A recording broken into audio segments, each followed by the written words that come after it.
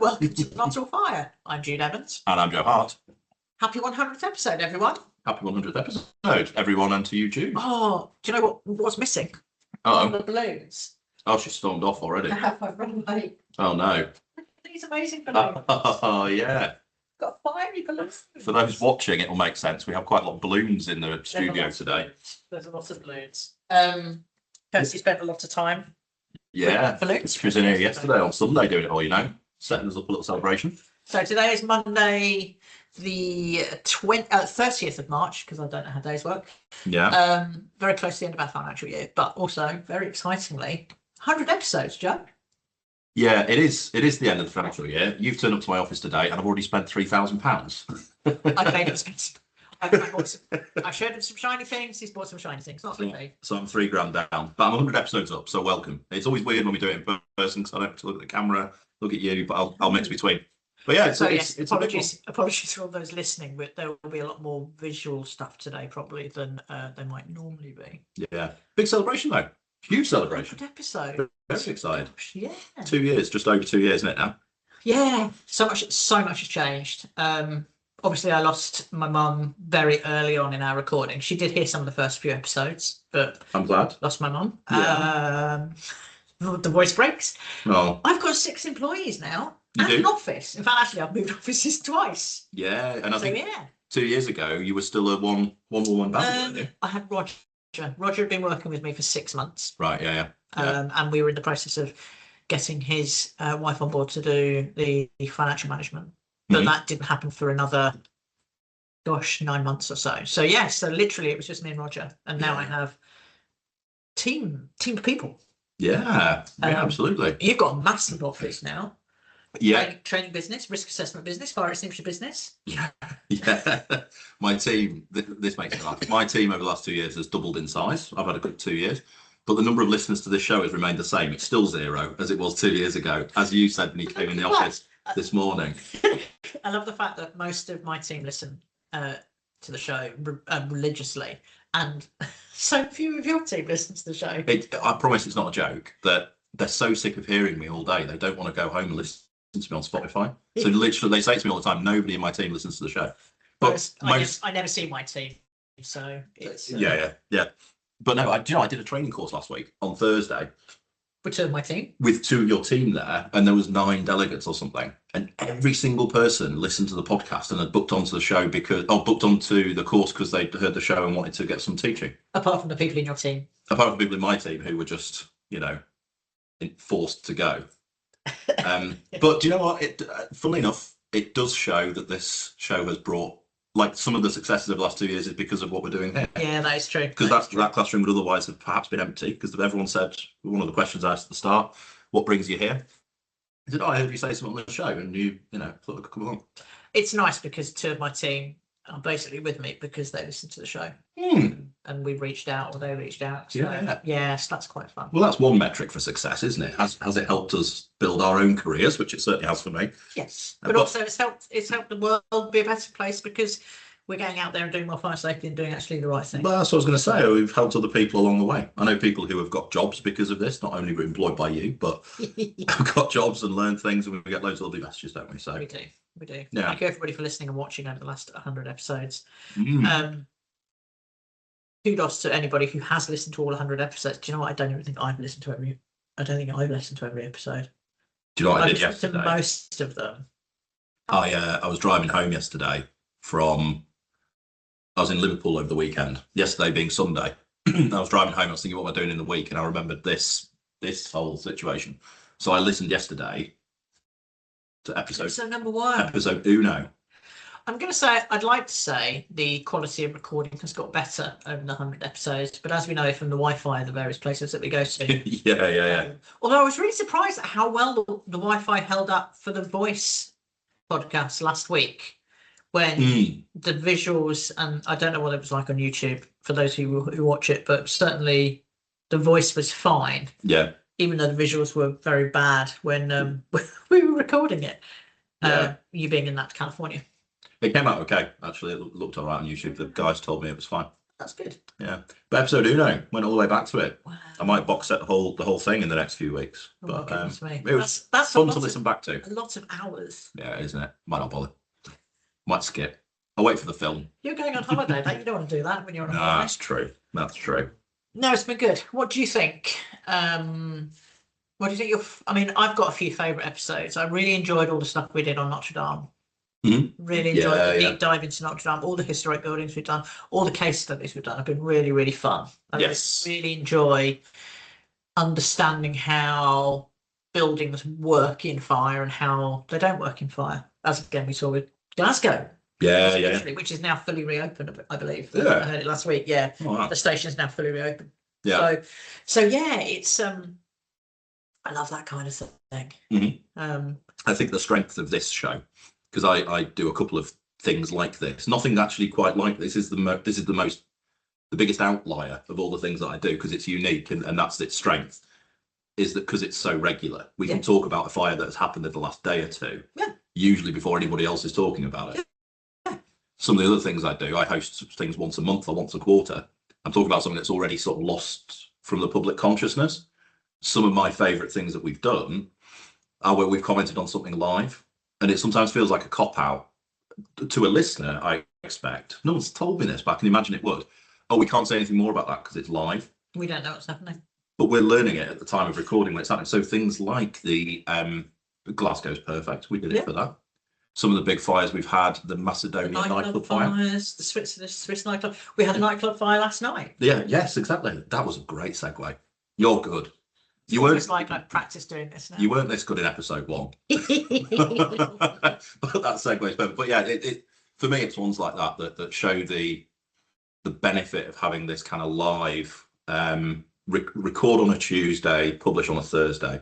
I don't know any other podcast that does that. It's mental. I mean, the production that has to happen around it is a little bit silly, but it allows us to talk about a fire that happened at the weekend, and someone can be hearing about it on Thursday morning at 9 a.m. Yeah. Ish.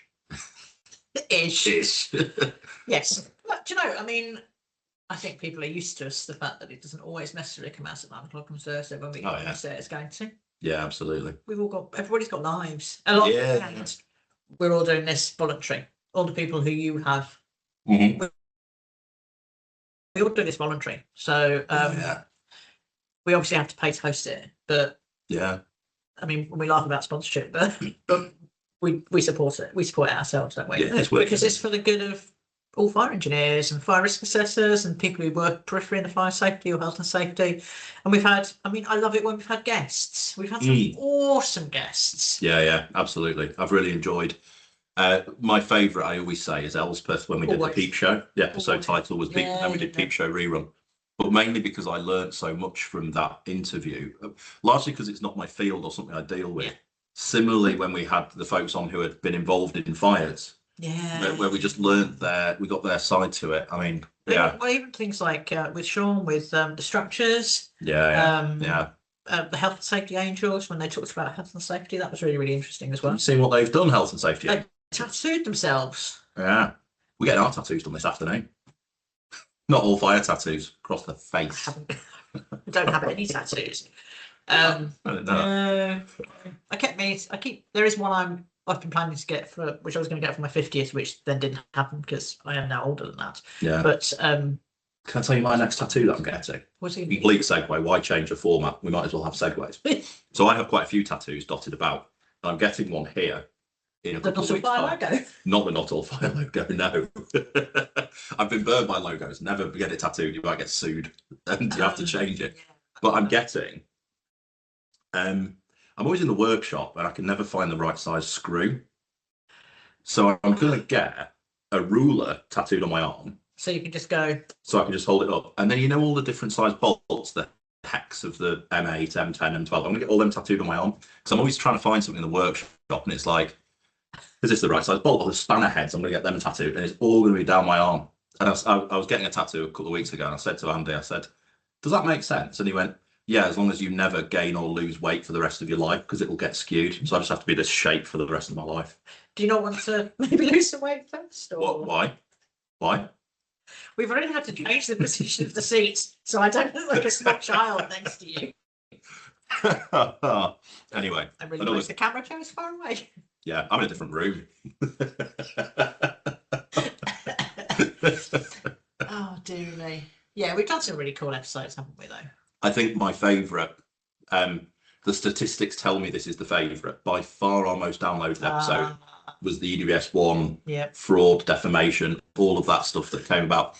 Which, again, the reason I'm proud of that episode, and I am genuinely proud of it, is because we handled a big situation in industry very sensitively and professionally. I believe it was all facts. I mean, I've had so many people feedback on that. That episode's been downloaded 3 times more than some other episodes the same period. A lot of people have listened to that across everywhere. But it was live again.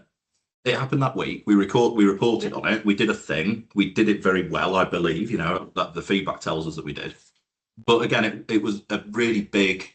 We had a discussion before that episode, and we were like, should we just swerve it? Yeah. But we shouldn't, because what we talk about is what people talk about in their break. I mean, we are sat in the break room of my office. The conversations that we have are the conversations that me and my team have about, did you see that fire last night? Or have you heard this thing in the news? Have you seen the new piece of legislation that's come out? How's that going to change?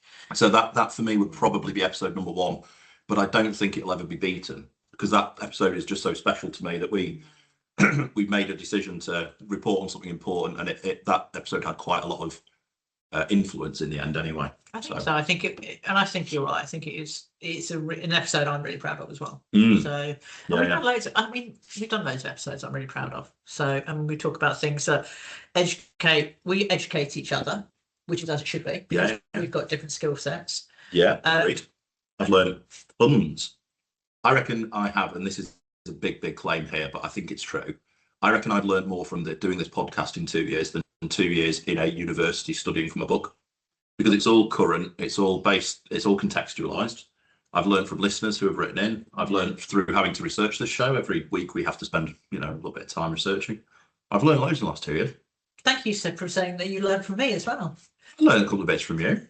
Yeah. You showed me how to blow up a balloon earlier. I didn't know that. Well, never done that before. Who knew that making balloon? Well, no, various people in this podcast who knew me from back in the day know that I can do indeed balloon animals and balloon things. Balloon things is what you did. You were charging around my office earlier with a balloon thing. I made a balloon dog for you guys first. Yes. And the people who know me also know what the balloon things are that I have made, and it will make them chuckle. So that's good. Professional office this. I've got team members here. I've got young trainees who are learning from you guys. Lovely balloons. It's fine. Although you brought this nice sign from your office, and Kirsty dropped it within seconds and snapped it off. I mean, in the nicest possible way. I broke one of the other corners off anyway, so it's no drama. Yeah. I got it specially made so that on the other side it has my logo on, so it's two-sided. So when I'm in Teams meetings in my office, you get my logo behind me, and then this one, because they're very similar colour branding. So. Do you know one thing as well, while we're on that subject, is I really like the branding for this show, because all of that came later. That wasn't a day one thing. And initially it was still orange, but it was like an older thing that we'd made up on Canva. Because the truth is, when you start something like this, you don't know if it's going to work. No. Like we started this, I think I committed to you. I said, I'll do 4 or 5 episodes, see how we get on. We said, all right, well, let's do 2 months, let's do this, that, the other. Let's do a 20 episode, and we just didn't stop. But like that's because it worked. And at first we didn't commit to this, and some of the production stuff. But now I really like the aesthetic of it, the website, everything. Yeah, the website's good. The badges that we do have some of, not as many as we think. We need to get some more badges. These badges. I've known you for God knows how many years now, Jude. About a decade, a century. No, it nearly is now. It nearly is a decade. And the most we've ever fallen out is about these badges. You keep telling me you've got loads in the blooming office. Well, yeah, somebody's got them in the office. I'm not keeper of the badges. Such lies. They're just such lies. Oh, jeez. We will get some made, and we will start dishing them out properly. Yeah, I like that. Now that we've done 100 episodes, we can get it sorted. Kirsty got them done, so she can just sort them out again. Well, they'll be here somewhere. We'll go searching. So we had a fire last night. We had a fire last night.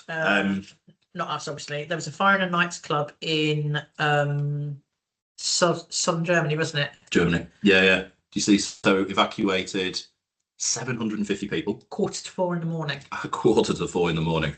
That's a job and a half, isn't it? Now, I mean, I have done some time in nightclubs, both as a punter and as a working behind bars, and the thought of trying to, firstly, as a punter, can you imagine if you've been in a club for 4 or 5 hours, and you've been dancing away and it's all going well, evacuating in at 4 o'clock in the morning, which it's going to be cold. Yeah, you're going to be warm because you've been inside a nice big warm building. Not when it was on fire, it's just going to be warm and hot, sweaty. But just trying to manage 750 revelers who are not going to be, as we are sitting here today, free of alcohol and other substances. So trying to manage those numbers is huge. I've probably never really been to a nightclub, certainly not on that scale, because 750 people to me is a large theatre. That's a huge number. I can remember going to Ministry and Turnmills and some of the big clubs, Cream and sort of thing, the various different nights in London back in the day. And you'd easily have that many people in. Really? Okay. It's 3:45. Is that not dying off time? No, we didn't used to go to the club until midnight. Oh dear. We'd go to the club at midnight. So you'd go around somebody's house. You go for a meal. You go around somebody's house. You'd have some drinks, and then you go to the club for 11, 12 o'clock, and then you'd come out when it was light. Have I told you where I went on Saturday night? Just gone 2 nights ago. You went to the Cavern. I went to the Cavern Club in Liverpool. Club in Liverpool. Yeah, I had very exciting. a whole Beatles weekend. Oh. But I got to the Cavern Club at about 6:30 in the evening because there was a tour that ends there, so that's the time that you go. I was in bed for 9:15. But also, society has changed. But society hasn't changed. Germany's still got a massive rave scene. So this huge rave scene. This came up in the news article I was reading. It said that of all these kind of huge nightclubs, a huge proportion of them are in Germany, which I didn't know. It's massive. It's absolutely massive. So, like we have a lot of music festivals in this country, but like if you think about Glastonbury and V-Fest and Leeds and all the various different festivals that we have that are outdoor music venues. But the nightclub scene has very much shrunk. Like Cream in Liverpool's closed, Turnmills is closed, the Ministry is now your old offices. Of course. So most of these mega nightclubs that we had sort of in the 90s, well, Hacienda in Manchester, So these massive nightclubs that we had, we don't tend to have anymore. Right. But they still have them in Germany, and it's where a lot of people. I've got friends who still go over for a long weekend to Germany, to Berlin, or to Hamburg, or to sort of one of the big German cities, because there's massive. It's such a massive rave scene. France is still mixed. They've got quite a lot of outside festivals in France, but there's still quite a lot of clubs. But no, Germany is very much a scene for, if you want electronic dance music, heavy disco beats, all of those kind of things. It's very much the place to go. And they will have clubs that will open at 10. And then they'll close in the morning. None of the above for me, thank you. I quite liked being in bed at 9:15 on Saturday night. That's quite revolutionary. That's quite revolutionary. We're going to Liverpool. I'm taking Sarah to Liverpool in May. We're going to go and see Paul Simon. Oh wow, okay. So nice. And I've taken a couple of days off, so it's going to be the third time we've tried to go to Liverpool. It's the third time I tried to take Sarah to Liverpool to go to the Cavern Club and do the Beatles tours. The first time was COVID. Right. Yeah. The second time was last year when we lost a cat and dog at very close time, so we had 11 pets, so we couldn't go. So that's unlucky. Yeah. So I hope we get to go. Do you know at the Cavern, funnily enough, because it's a basement club. It's underground. And the first thing that caught my eye, because you're never not at work really, are you? Even if it's a Saturday and you're trying to have a weekend off. There was a sign in reception that said, "No, for fire safety purposes, no more than 3 wheelchair users at a time." Wow. Which I inferred to be they can only evacuate. They only have a safe refuge for 3 persons. And then I was thinking as I was in there, I wonder how you have that discussion with somebody who turns up and you say you're the fourth. You're the fourth. Yeah. Like I don't know how you actually manage that. It'd be a tricky one to do. But well, that's really challenging. I mean, apart from the fact, obviously, again, if you look at the Equality Act, what used to be the access or for access audits and various different legislation that we had previously when we started doing access audits around 2008, 2009. Yeah. You only have to make changes to a building if the building is suitable as well. Right. So you don't have to instantly change your building so that, a bit like a bit like a pre-document B with the building regulations are not respected. You don't have to instantly turn around and put ramps everywhere and change the door widths and do that kind of stuff. If your building can't facilitate it, or it's where you think it's suitable, where you think it's practical. And it is an underground club with a pokey little staircase down to it. You know, they've added a lift over the years, but it's reasonable. It won't meet everything. But yeah, I was thinking about fire safety management because I was on a night out on a Saturday night. So what else would I be? What else would you be thinking about? What else would I be thinking about? I was wondering, how do you have the discussion with the fourth person? But of course, fire safety does trump most other things in that regard, where you say, you just have to say, look, it's a safety thing. It's not, if there was any other reasonable thing I could do, I wouldn't, but like it's a safety precaution. So it's really hard because I was thinking about that because I went to a site visit first thing this morning, and the site I went to has put loads and loads of active measures in for the event of a large scale terrorism. Right. So there's lots of security. They have huge numbers of the general public there. They put lots of security shutters in all over the place. And a lot of the time, if they'd have thought about it, they'd have put fire and security shutters in, which would have improved the safety of their building no end, and they wouldn't have to worry about replacing all the doors that they've managed to damage installing the security shutters. But they haven't. And in that case, it's a bit like, well, if it's a security shutter, what about the fire risk assessment? What about the fire access? What about fire egress? And so we're batting against fire safety again, is batting against Martin's Law. Sure. Security. We've got fire safety batting against the Equality Act and accessibility. We've got the fire safety batting against heritage buildings. Again, we're the bad guys again. Oh, another segue there. We've had a heritage building fire yesterday. God, we're oh no, I think it was it yesterday? No, it might not have been yesterday. It was recent though, wasn't it? I'm gonna say it was certainly over the weekend because Roger messaged me. This mill, wasn't it, in Staffordshire? In Leek.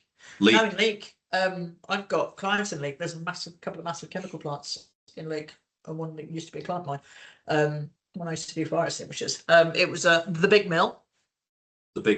Is that the name of the mill? The name of the building. It's the called Big Mill. The Big Mill, in case you're wondering how big it is. Sure. Grade 2 listed building, Mill Street. The Big Mill on Mill Street. Someone's named this on a Friday, haven't they? I love it. Someone's forgotten about it and they've said, have you named that new mill? And, oh God, I forgot to do the street name as well. Sod it. Big Mill. Mill Street. 9:20 on a Friday. An 18-year-old man has been arrested after a major fire broke out at a historic mill, causing a number of nearby homes to be evacuated. The problem with Leek is that everything's surrounded by housing. So the chemical plant, both chemical plants are surrounded by housing. All the old mills are surrounded by housing. I think there's I want to say, like a cement works or something in the centre of town as well. So there's lots of stuff that's surrounded by residential. Okay. I don't know the area particularly well. One of my team lives there. It's really lovely. It's really, really pretty. Having driven her home. No, for her wedding, we went down there. It's an amazing part of the world, but very historic and heritagey. As you drive through, there's lots of old stone and red brick buildings and mills like that. Mills, 6 crews battled the blaze at its height, and there were 4 crews still at the scene. Part of the building will have to be demolished as it's been left structurally unsound. It was empty, but they'd had got planning permission on it, and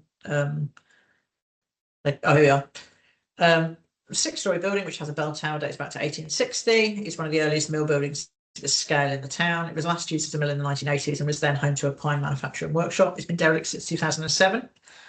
It had been built by a developer. There had been antisocial behaviour in the building. Again, we've talked about people breaking into buildings and having a poke around. I saw a thing at the weekend, about one of the there's an old police station, an old pub in, I want to say maybe Southend, that keeps being broken into by kids. And it's unsafe. It's just unsafe. Young people had been seen on the building's roof in December 24. The council had been slow. Apparently, the council had been slow with dealing with plans, saying it asked for a structural report in 2022, but the developer had delayed. It's just dealing with developers. They did put in an application in 2019 to convert it to 55 flats. It's quite a lot of flats, actually, isn't it? It's a big mill. It is. La, la, la, la, la. But yes, so it's a it's a repeatable story, isn't it? I mean, we've had that exact story here. Big heritage building. Planning permission goes in, but it takes 2 years before they make a meaningful start. Kids on the roof, antisocial behaviour reported. Eventually, they'd had 2 previous fires in the last 6 months. Same here. That had a fire in the last 6 months. Gets burnt down, gutted, and then unfortunately, what happens is it's easy to be cynical and think the fires are related to the planning permission. It sometimes is the case, not always though. His kids just going in and just bored and come start the Easter holiday. I mean, he was 18, right? So possibly, but you don't. It does spike at summer holidays and half terms and that. But what happens is you often end up having to go back through planning again because your planning and your initial design is on the basis we're going to retain half the site and do this and that. It would have been an HRB as well. Was it 6 stories? Was it ground plus 6? I think so. So it's going to be over 18. It's going to be 18 metres, isn't it? It's a big mill. Yeah, it's a big old mill. Yeah. Oh, what a shame. It's horrible to turn the news on and see another heritage building, and that actually has been a thing. Well, like we said with Glasgow, yeah, all the Victorian heritage buildings. Yeah, it's such a. The problem is it society? We've got all these beautiful old buildings that have been left derelict for 10, 15, 20 years, and nobody's got any money. Yes. Yeah. So what do? We wait for developers to come along and try and spend because the problem is if you've got a building that is listed, and this goes back to an episode we did right at the very, very start of recording all of these shows about the house that I've got in my village, which is a listed mansion. And over the years, windows have been broken. More stuff's been broken and more stuff's been broken, and now it's all boarded up. But people have tried to buy it. There's been development, there've been planning permissions have been refused. All that's going to happen is it will just get derelict and eventually somebody will set fire to it or it will just fall down. And it's like, what do we do? Do we wait? Do we wait for these buildings to just... Yeah. But then with older buildings, so the building that we're in now, 1840. Not listed though, is it? No, not listed.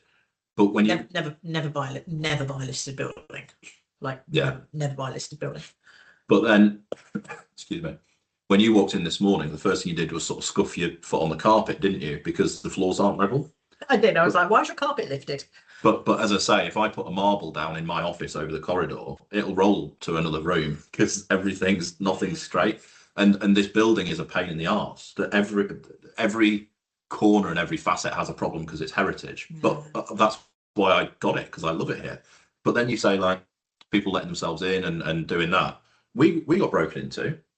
I was having some work done in the courtyard and I was stood in the kitchen making a brew and I looked outside and there was a guy in his dressing gown just walked in and helped himself to some of my tools and walked off because they think, oh, it's just an old shed, an old office. He was walking along in a dressing gown carrying my tape measure. So you play that. I said to the builders, can you shut that door and can you go find that guy and bring me his head? But like there is a big kind of heritage asset that sits there. People think it's fair game. I don't think that would have happened had I had a big glass-fronted office in the centre of town, a few hundred metres that way. You don't just people don't wander in their dressing gown to a big glass tower. They do it to an old heritage site like this. Think, oh, what's going on in there? Yeah, and it is fraught with problems for developers. It really, really is. It really is. Yeah, so I sort of get it. That kind of brings us a little bit. We're talking about developers and development. To the other, we've got two new consultations have dropped. Oh yes, 2 more. Well, yes, 2 more. So we've got. I'm gonna have to pull this up on my phone as we talk, because my laptop's over there recording. So ADB. So this is on Friday. I can't be right. The dates don't work. On the 25th of March, which was last Wednesday, I think. Yeah.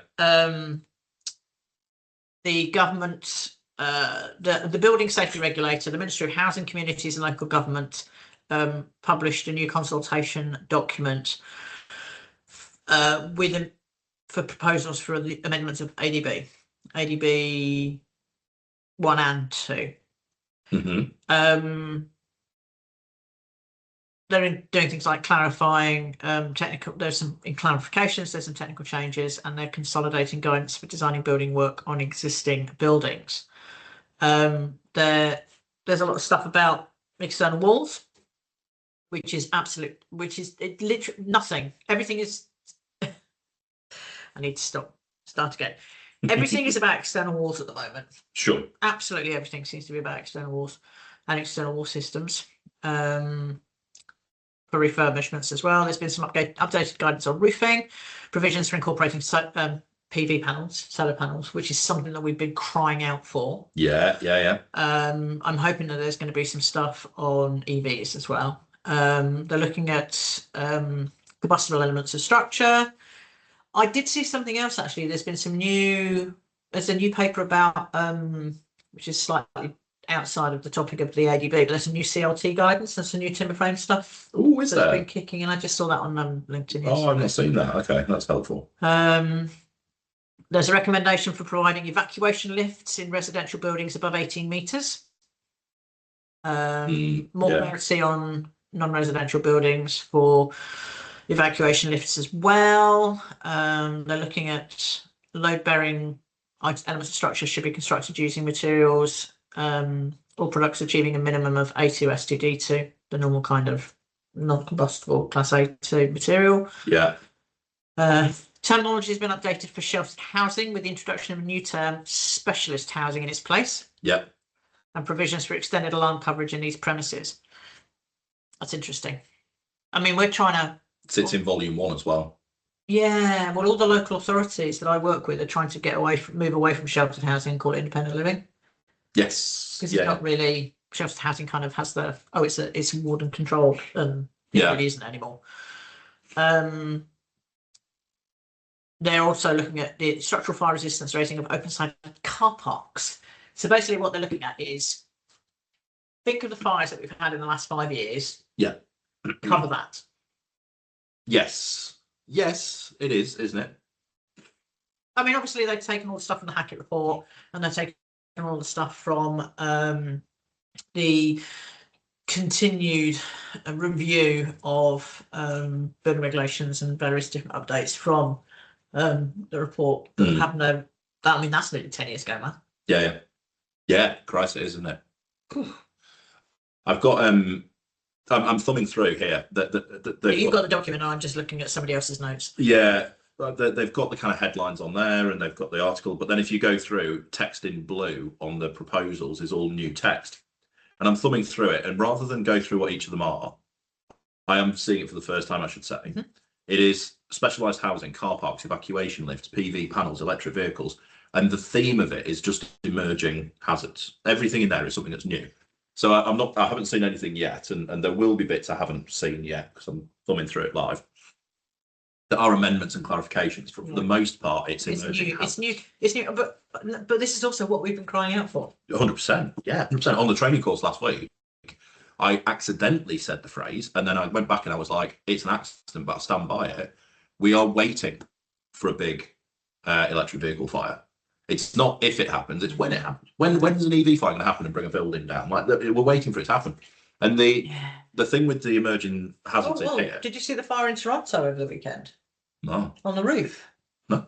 That looked like it was something that was kind of EV rated. PV, or... I don't know. It was weird because I saw some videos of it, and clearly there have been lots more fires this weekend than we realised. Yeah, I've heard of this talk, yeah. Facebook gives me loads of Canadian news because I guess Canada. Yeah. And yeah, there was a massive fire, and I looked into it a bit more, and it kind of looked like it was. It looked like it had jets. Oh right, okay. So, but it was on the roof of a building. Yeah. So I was like, well, I don't know whether it's coming out of a duct. Yeah. Or it's coming out of. I don't know what it is. If it's battery really terminals. Big. Yeah, it was a really big rooftop fire. Yeah. In central Toronto. So. And the thing with the emerging hazards is that you have to revise guidance when you have something that's new. But the problem with that is that we just always have something that's new. How many times did they revise ADB between 2020 and 2022? Exactly. 5 times? Exactly. I had 3 different blocks of flats that were being built to 3 different sets of guidance on one construction site. Yeah. It's really hard to manage. Yeah. And we talked about this before about how it would be best if we maybe reviewed it once a year and just did it every week. But I'm the biggest advocate for that. And for those who listen and watch from the BSR, because I know, and from the MHDLG, I know who you guys are. big hello from Jude, a little wave there. Like, I talked to these guys about it, and you know, some of them agree. You know, it's a fair idea. The best fire strategy I ever wrote was for a department store, and it was a constant construction site, so they were constantly changing it. So instead of writing them a strategy and saying put it in a drawer, I wrote them a strategy and revised it every month. And every month it was a live document that said, and this month in store, we're doing this. The Santa's grotto is going to be filled because it's November and this is happening, and it became a live document. And then it's spring and we've got all of this, the perfumes are out, and then this, and then we've got a wine bar in. Exactly. And then one month where there was an event happening on the roof, it was like an addendum to the main strategy. The next month we didn't need that because the event was over, right? And for me, that's what an approved document, and in fact, all of the approved documents should be. They should be revised every year. So to capture what's going on. So then we don't end up with, right now, we're currently on approved document B 2020 version with 2022, 23, 25 and 26 amendments. And 29 amendments. And 29 hasn't even come in yet, and yet we're doing another consultation. Well, 26 only came in, the 26 amendments, was that the 1st of March they came in? Something like that, the yeah. 1st of April. It's around about now. It just gets convoluted. For me, if you did it every year, it's like this, and this consultation, I have to say, without having studied it yet, is written in a very, very user-friendly way. Which is really good. Which is really helpful. And if every March we got, this is the proposal for next year, even if it's all going to stay the same, we're just going to update the years in there, then we would all know that, okay, it's Happy New ADB Day, 1st of April. It's not an April Fool's, I hope, but like we would get that regular period, and you could capture those emerging hazards. Unless you have to do an emergency update in the summer because something's happened. Playing devil's advocate. Go on. We do this with British standards every 5 years. Do we though? No. British 9999, bloody 2017. What are we, 9 years in? There's loads of British standards that, and that's what the thing is. It's so my and I am the most optimistic person that anybody ever meets most of the time, but I look at that and go, it's not going to happen. Well, no, and that's true, and it's not going to happen because how long has it been? How long have the people who have been writing that? Been writing that for? Yeah. Has that been 2 years worth of work? Is it 6 months worth of work? Yeah. How many people is it? We've got British standards, and a British standard is a committee. Yeah. And then you have a committee of people going in, and you've got all the different sectors, and there's lots of great work done by British standard committees, and they're fantastic things. However, it still takes a really long time. I mean, committees are the depth of efficiency, in my view. You know, you have to have input from stakeholders, which you absolutely do. Yeah, and what I've pitched there as this annual review is a perfect idealized system. Yeah. There are lots of errors. If someone said, "Okay, Joe, go do it," I'd be like, "Well, I can't start." What do I know about EVs? What do I know about PVs? Well, you probably need different things. You need so many different people. 2 people full time to be on ADB review committee, and you need to pay them £70,000 each. Okay. But then also they then need to go to the correct people who do the correct things. Oh, you're the PV association. You're the EV association. Yeah. I know. We know from the start about the different organisations that are involved in it, and you get people like the ASFP and the FIA and the Fire Sector Federation and all these people that input into all of these things. Yeah. It just. I mean, yes, it's brilliant. I just don't think we're moving as quickly as society is moving. And that's the point. That's where you get to. That's where you get to a point where us as consultants get phone calls from clients saying, "I want a compliant building, and I've got some EVs," and we go, "There's no compliance standard for us to abide by." No. I can advise you performance-based design-wise. It's like I had a query last week for hydrogen fuel, but it's not a DESIA query. It was a part of a fire strategy. What do I do? And I was like, and they've got hydrogen vehicles on this particular site. But there's no guidance for that yet. There's no guidance. But that's the same as all the people who are every construction site I go to where they're building flat blocks and they're building houses and they're putting EV chargers out the front. And that's great. But then you go for a commercial building and they go, okay, we want to put EV chargers on this building. And then you go to the insurers and the insurers say, no, it must be 10 metres away from the building. Yeah. And so you're like, well, hang on. Well, if the insurers are saying it's got to be 10 metres away from a building, from a commercial building where you're installing it, how can we put them right next to front doors of properties in that's residential estates? And that's the problem with emerging technology. Yeah. For all the benefits it brings, there's also, like, if everyone doesn't keep pace with it, and for us, we're bound a little bit by the standards that we're bound to follow. Yeah. If they don't keep pace, then you're stuffed.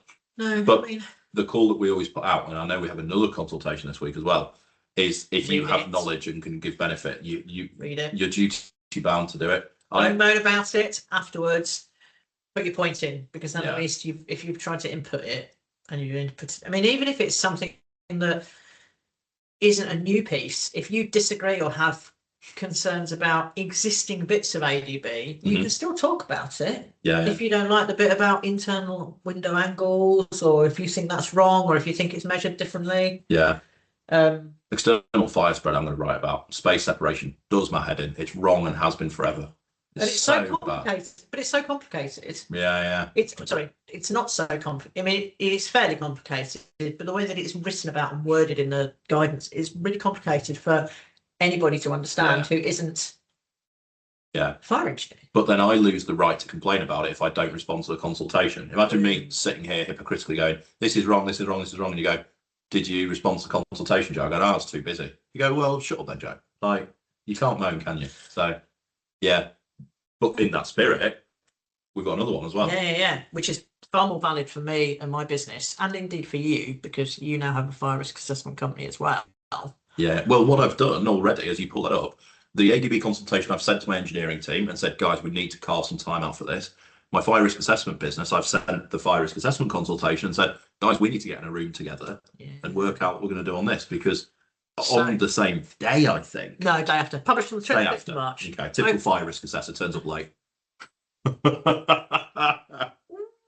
Oh, turns up late. Says the man who turned up an hour after I turned up at his office this morning. I know you beat me in this morning. Yeah. I hadn't even looked at your texts. No, I hadn't. No, I was busy having a lie-in. Monday morning busyness, and then came into the office and moaned about we've had too many emails. So the open consultation for fire risk assessors, the fire risk assessors profession, came out on the 26th of March, and the scope of the consultation is it seeks views on proposals relating to fire risk assessor to the fire risk assessor profession. It covers the following areas: the future development of the FRA profession, the powers needed to regulate the FRA profession, and implementation approaches for competency requirements in the FRA profession. I might have to stop talking about it being the FRA profession. That annoys me a little bit. For non-domestic, this is some bits and pieces from the executive summary now. For non-domestic premises, including the common parts of blocks of flats, RPs are under a duty to make a suitable and sufficient fire risk assessment to identify general fire precautions. They can currently undertake these assessments themselves, and they may appoint someone known as an FRA to assist them in doing so. I assume that means fire risk assessor. It's not a regulated profession, apparently, lacking common definitions, structures, and career pathways. Concerns about the conduct of fire risk assessments have been raised over the last 2 decades, including following major fires. It was included in Dame Judith Hackett's independent review and the Grenfell Tower Inquiry Phase 2 recommended they establish a system of mandatory accreditation to certify the competence of fire risk assessors. Important work has been taken on by the fire safety sector, including the publication last year of the British Standard 8674, which sets out the skills, knowledge, experience, and behaviour that industry considers fire risk assessors should possess. So the consultation, to achieve the vision of the document, which is one where there are consistent standards of competency, excellent career opportunities, clear standards, and effective regulation of the profession. The proposal covers defining the role of fire risk assessors, considering the RP's ability to conduct their own assessments, because that's what the fire safety order was originally ever done. Yeah. If you own a corner shop, you can do your own fire risk assessment. Yeah. I would suggest probably nobody does that now, even if they should. Competency, developing competency frameworks and standards, establishing clear career pathways, providing appropriate regulatory powers, and ensuring effective implementation of measures introduced.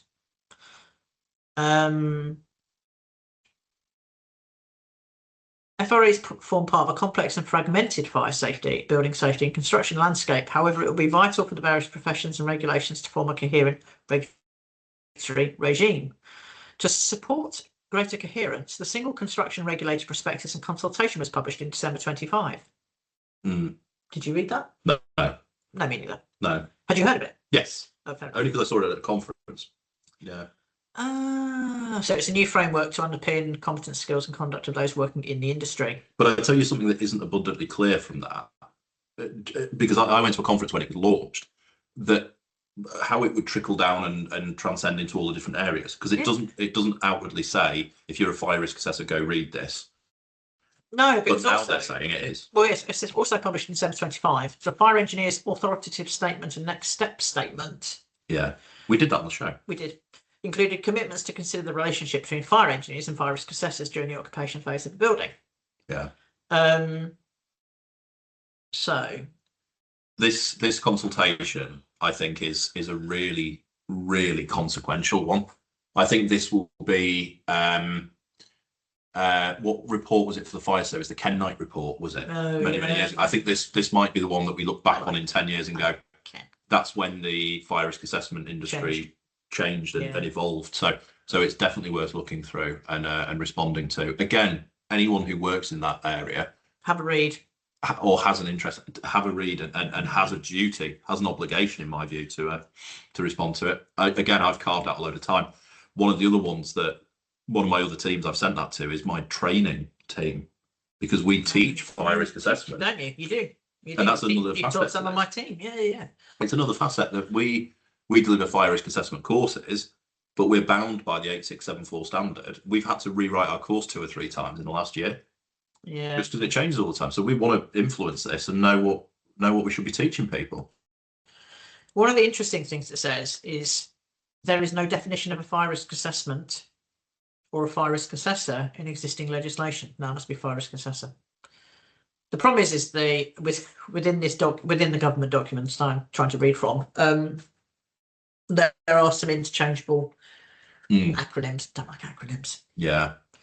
So there's no definition of a fire risk assessor in existing legislation. Though the role of the fire risk assessor has been defined in various standards and guidance, including 4422, fire vocabulary, and 8674. Yeah. We will need to legally define the role of the fire risk assessor and its protected assistance duties in order to regulate effectively.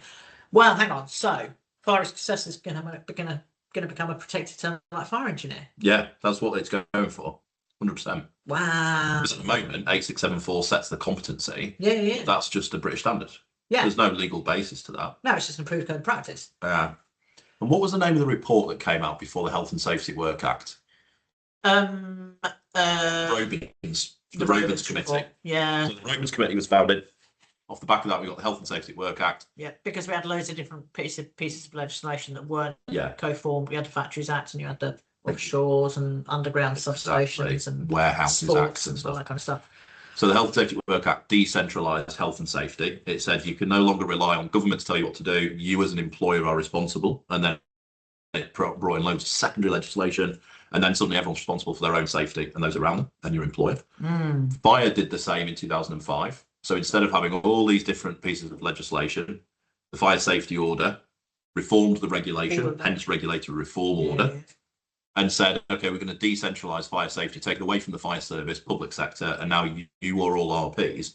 But because fire is more specialised, it says in the Regulatory Reform Fire Safety Order, you may choose to bring in a specialist to help you with it. And that person becomes a fire risk assessor, but there's nothing there to say what that fire risk assessor should be. It's a massive document, to be fair, and I'm very much skim reading it at the moment. And I've just reached the section where it talks about accredited qualifications and certification. We believe accreditation is essential because it ensures that those responsible for verifying fire risk assessor competency are themselves suitably competent and impartial to perform the task. We would also expect qualification providers to only offer qualifications that have been accredited through the Office of Qualifications and Examinations Regulation, Ofqual. Yeah. Now I'm an Ofqual centre. In fact, let me reveal this then, right? So I'm an Ofqual registered centre, which means I can deliver qualifications in this building as long as it meets the standards that I set, and we can give a certificate that's regulated or accredited, right? And we mentioned tomorrow is the last year of the financial year, right? Across the businesses that I own or I'm involved in or invested in, the only business that's made a loss this year is the training business. Really? And the reason for that is because of the amount of prattling about to become an Ofqual centre. Yeah. But the biggest thing with it really is, and bear in mind, we're moving to a building. The reason for the loss is it was going to be a loss anyway. But to become an off-call centre is huge. The amount of work you have to do, you need this building and staff and all those things. But also, this fire risk assessment thing for me, it just infuriates me because I'm desperate to teach a fire risk assessment course, but then they change it constantly. The fire safety sector has made significant steps since Grenfell to verify the competence, knowledge and skills of fire risk assessors. However, there is currently limited independent accreditation at present, with only 2 UCAS accredited bodies certifying fire risk assessors. Yeah. How mad is that? That is mad. But I can tell you something, I don't know what incentivizes people to become an off-call centre to teach for fire risk assessment. No. Because it's really difficult. There isn't really, in the nicest possible way. What incentive is there to become a UCAS accredited, apart from the government telling now you have to? Yeah. But right now, there's very little incentivization, I can promise you, because I suffer from this as well. Yeah. You go, can you sort it out first? Because otherwise you end up setting up a business, moving into a massive building. I'm going to run some courses. I mean, we've suffered this collectively together. You run a course and 6 months later they go, the rules have changed. You go, I've already taught people. Like, I have to go now tell them I need to reassess them. They have to do more work. It's horrible. You get punished for being really, an idiot. yeah, it's really, really challenging because you're right. We do have that at the moment. It's so frustrating, and it's desperately complication. So that's out and needs to be studied by everyone involved. And absolutely, there are closing dates on it, but I think it's quite a long lead in. So I think there is a while. It's like June or something. Let me see if I can find that bit at the very top of the page. I certainly know the ADB one was June. Yeah, that's 6 weeks, I think. It's 6 weeks till June. No. Yeah, 12 weeks till June. Sorry, 12 weeks. So this one, the consultation will take this. The fire risk assessor one is the consultation will last from 12 weeks, from the 26th of March to the 18th of June. Oh, so that's June as well. Okay, right. Yeah, I think they're both obviously short. That's 3 months, isn't it? So yeah, please read it, review it. The fire risk assessor consultation one is quite easy because it asks loads of questions and you just kind of fill out responses. So. But yeah, read them both, input them both. Again, see if we can make the change. Yeah, absolutely. So we're at a big pivotal moment in our industry, I think. Probably more so now than we've been here over the last couple of years. We've had it feels like you've said that sentence quite a lot in the nicest possible way in the last year. I feel like we've had a lot of. They're trying to change a lot of things with the building safety regulator, with the fire engineer being a protected status, with the Grenfell phase 2 report, with the fire risk assessor, with the new Building Safety Act, with the new Building Safety England regulations. We're really in flux at the moment. It's really, really hard to stay on top of everything. But silver lining. You're the optimist, I'm the realist. I don't like pessimist, realist, but some optimism. I do not think there's a better time to join the industry than right now. Oh no, it's really growing. Yeah. And I've been talking to people about this a lot, and I've been doing a load of recruitment, but not to try and not on the recruitment side. I've been speaking to colleges and things, and they've been saying, is it a good time to join? And I just think that in the midst of all of that change, you can be an outlier and at the front of something at a time where there's so much change coming in. So as an example, I know the least in my team. I said this last week, I think. You did. I know the least in my team about the new 991 because it came in a few months ago. My team use it day to day. The trainees know better than I do. And I don't think there's a better time. On a macro level, I don't think there's a better time to have been an engineer in the UK since the early Victorian period. Yeah. No, even further back. Like this is the best. Over the last 10 years, it's certainly the best time. Oh, the best of times. Oh, the last 10 years is the best decade to have become an engineer and worked as an engineer in the UK since, I believe, the 1830s, 1840s. Yeah, because everything is changing. Yeah, and I think in the fire sector, like this last 12 months and the next 12 months, I think are the best time to have ever joined the sector in the last 400,000 years, genuinely. So I'm so excited. That's a statement for you. Yeah, but nothing good happened for 400,000 years ago. What's happened in the last 400,000 They discovered fire, maybe. Since that moment, it's now got. We've had fire a lot longer than that, to be fair. Yeah, I think we have to be fair. I'm writing a book about it. Of course you are. Is this the other book that you? No, in my book, the chapter one's about history. Buy my book, please. That should be the subtitle to this podcast. You've been writing this book since we started this podcast. Yeah, no, I have. Yeah, stop distracting me with a podcast. Let me write my book. But no, the sentiment there about joining the industry for any early careers, and I work a lot in the early careers world, but listeners who, people that listen to the show because they want a bit of an insight, there is optimism there of this is the best time to go into any element of the fire sector, in fairness, even if it's like diversifying or changing sector where you sit within the fire sector, it's just the best time for it. Good. I'm so passionate about it at the moment. Yeah. What happens now? Do we do another 100 episodes? If you want, I don't mind.